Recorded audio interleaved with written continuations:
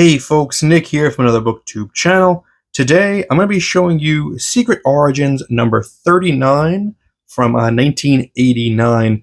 I think this is a hidden gem from the 80s that might not be on your radar. This is a book that I picked up for 50 cents out of a bin at a recent comic convention, and this is exactly the reason why you dig in those bins. It might not be a key. It might not be something that you'll be able to retire on in your old age, but it is a great, great comic with some great creators in here.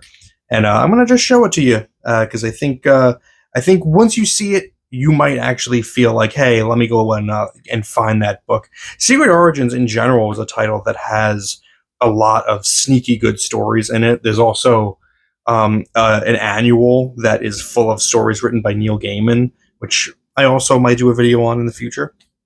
But this one is Secret Origins of Animal Man and Man Bat, two characters that I don't have a ton of familiarity with, only very, very basic. I haven't read the Grant Morrison run of Animal Man. It's something that I want to do, and I've read a couple of stories featuring Man Bat, but I wouldn't say I know a ton about the character.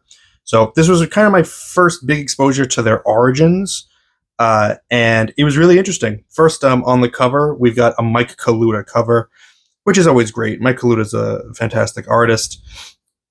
And on the interiors, you've got Man Bat, the story by Jan Stranad, with art by Kevin Nowlan, and Animal Man story is written by Grant Morrison, with art by Tom Grummett.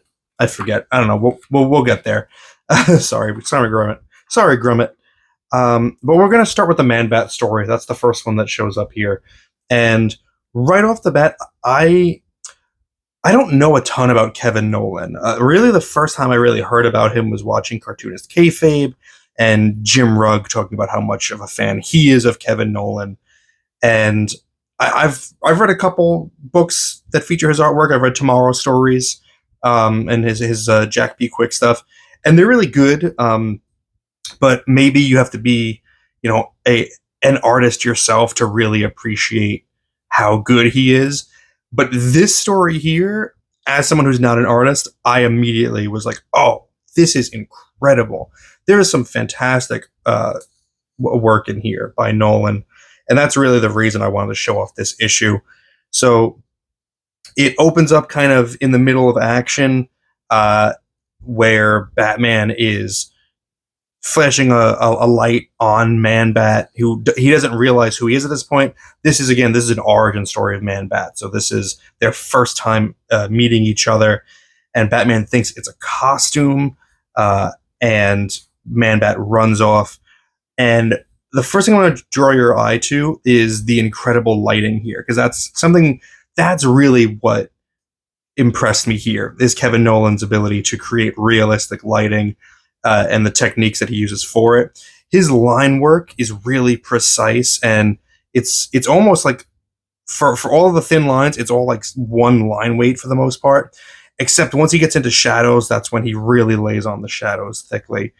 Down here, Batman's casting the flashlight on it, and we have completely black shadow behind, but within the flashlight beam itself, he's using screen tone to create kind of a diffused look, so it's not just flat black, but it's also not just empty white. Just really smart lighting choices. I also really like the action in this jacket here, just the sharp angles, and such. I also saw a lot of parallels to maybe the work of Mike Mignola in here, which I'll point out when I see some.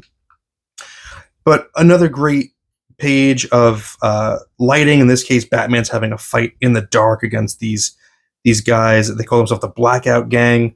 So the lights are out. All we really see in light, there's a lot of this screen tone and their goggles, which are white rimmed. But Batman, this gang got the drop on Batman. He was getting beaten up, and then suddenly this form here of Man Bat comes in and rescues him.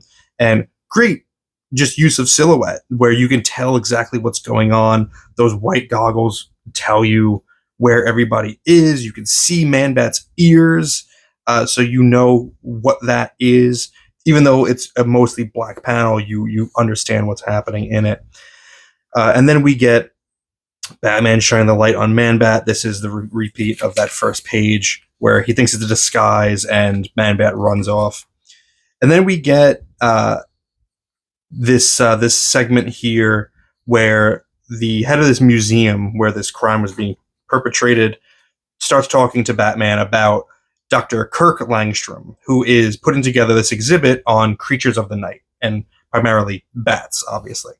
So they're talking to each other, and they explain that when Kirk Langstrom was a child, he was lost in a cave for weeks, and he eventually came out on his own, and nobody knows how he survived that long, and he never told anybody. And this is very much, to me, this reminds me of this background of Mike Mignola, of not a ton of holding lines, just color block. Especially back here, it's all just white and black. And the little Kirk Langstrom, put glasses on him, and that just looks exactly like Jack B. Quick from Tomorrow Stories. And we, this is where they say that he came out of the cave of his own free, just on his own. And as they were taking him away, he looked back at the cave and whispered one word, "Goodbye," and nobody knows what that's about. Kind of creepy little kid.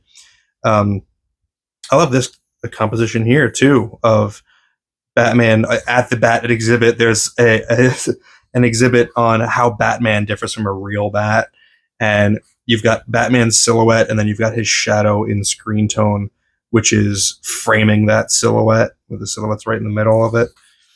Just clever stuff. This page right here, I think, is a masterclass of lighting. This is some of the most on the spot, authentic looking front lighting, to represent a movie theater environment that I've seen. You have the extreme whiteout from the projection from the projection booth, and their faces completely washed out from the theater screen that they're looking at, bouncing back at them. So they have got very little shadow on their face, but it's still able to capture that darkness of the room around them. It's super authentic feeling. And in this segment, Bruce Wayne is talking about how he actually met Kirk Langstrom as a child as well when they were both kids together. They were both at this movie theater together when their parents were there. And they snuck off to go, and they were playing behind the screen or something. And so their lighting is completely reversed from the lighting we just saw. So now they've got basically no light on them. They're completely in silhouette, but we have the completely illuminated screen behind them. And then we're getting a side view of the boys. So we get the one side completely in shadow, the one side completely lit up harshly. So just three different angles of the same lighting setup. It's perfect. It's so well executed. And then you get even more here of the street lights projecting just big blocky blacks and whites. This right here looks like a panel straight out of Hellboy. This is where I'm really like a lot of crossover with Mike Mignola, because that literally looks like a Hellboy. In regards to story, what he was trying to do was create this chemical compound based on bat DNA or something to allow blind people to imitate a bat's natural sonar so that they'd be able to see. He tested it on himself, and it led to this transformation into Man-Bat. This panel here, this is really interesting because it's so simplistic looking. It almost looks like it's out of a cartoon or an animated series, because the colors contribute to that, because there's a lot of flat color here with some subtle variation. I think the lettering of the sound effects contributes to that. The kind of big single thickness speed lines that kind of create the impact there. It's a really interesting panel. It's very like minimalist, even though there's a lot of lines and shadow down, and I just think it works really well. And we see the after effects of the transformation. Again, great drapery from this coat of Langstrom's. A lot of angles on it, a lot of shadows. But when he first turns into Man-Bat, that's when he encountered Batman getting attacked by the Blackout Gang, because they were in the same building. He was doing this research in the museum, and we see it again from his perspective of him helping fighting off the gang to save Batman. Batman sees him though, and that's what's begun this investigation to who that guy is. He goes and visits Langstrom's, I think, wife to ask about him, to inquire. We do get this really cool panel of these thugs see Man-Bat, or like only in shadow, running at them. They think, okay, we're gonna mug this guy, like the little thought bubble of just pigeon. Very cartoony. But before he reaches them, he takes off and flies off into the night, and they're scratching their head looking at him. I think that's a really fun sequence. We get a little bit more backstory about Kirk Langstrom, about his work with bats, and his wife talking about when they first met each other, and he had an experience where he accidentally basically killed a bat, and it really upset him. He felt really guilty about it. More great lighting there. And Batman's hot on the trail of this Man-Bat. He doesn't know that he is like still Kirk Langstrom at heart. He thinks that he's transformed and he's turned into a monster, and so he's trying to track him down. Langstrom has broken in to this lab where basically it's the only antidote left in the world that could save him. And so he breaks in. Batman thinks he's being bad, so he jumps in after him, knocks him out, knocks him over, and knocks the antidote onto the ground, spilling it. And Man-Bat explains to him, like, you just literally condemned me to a life like this. I can feel myself becoming more animalistic by the moment. Like, you literally you did this to me. Like, I was trying to fix it. And Batman didn't realize it. He says, maybe I could duplicate it or something. And he says, no, it's not possible. I already feel myself turning, losing my inhibitions. And so they tumble, they fight. And his Batman is so like plain looking. And it works for me. Like, usually superheroes are so bulky and muscular, but this kind of just like flat looking Batman, I don't know. There's just something about it that just works. It's the cleanliness of it, I think, that works for me. As they're fighting in the dark, the wife comes in, turns the light on, and Kirk sees her, doesn't want her to see him like this, and he runs towards the window. I love this panel. I think the framing there is excellent. And he jumps out into the night, and Batman laments when he's back at his home.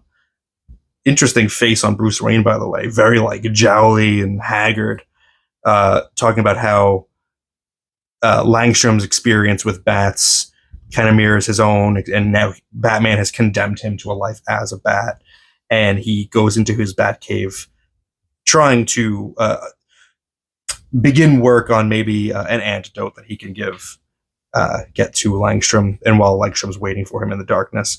And that is the end of the Man-Bat story. Excellent work by Kevin Nowlan. This is a really fun story, and it's really the highlight of this issue. The Animal Man story is pretty good as well.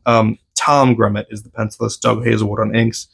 And it works, but it is kind of a setup to more Animal Man. Like, this one ends saying, to be continued in Animal Man number 10. I haven't read the series, so I don't have a lot of context for it.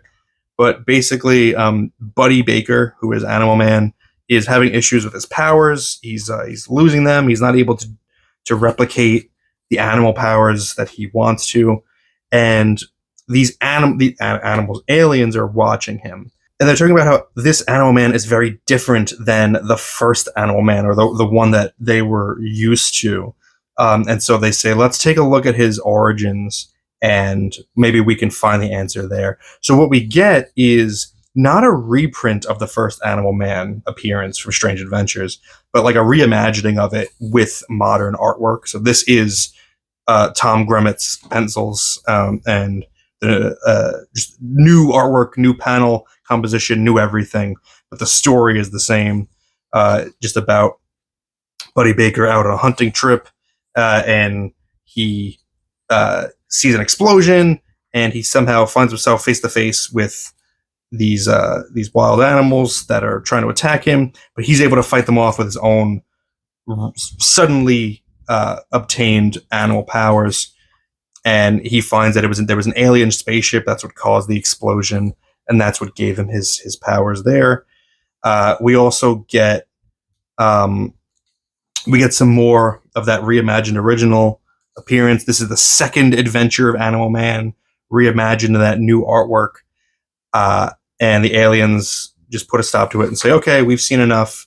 We're going to go and speak to him. I wonder if he'll remember us. And that's when it says continued in Animal Man number 10. So I don't have a ton to say about that because it's, I don't know, like the art's good. It's certainly serviceable, but it's not really what I wanted to show this issue off, for. It was the Kevin Nowlan story there. So there you go. Secret Origins number 39. Fantastic issue. Check your dollar bins. It's bound to be in there. And pull up some more Secret Origins books. There's a lot of really cool stuff in there. Let me know what you thought about this issue in the comments. Thank you for spending some time with me today. But now it's time to get back to reading.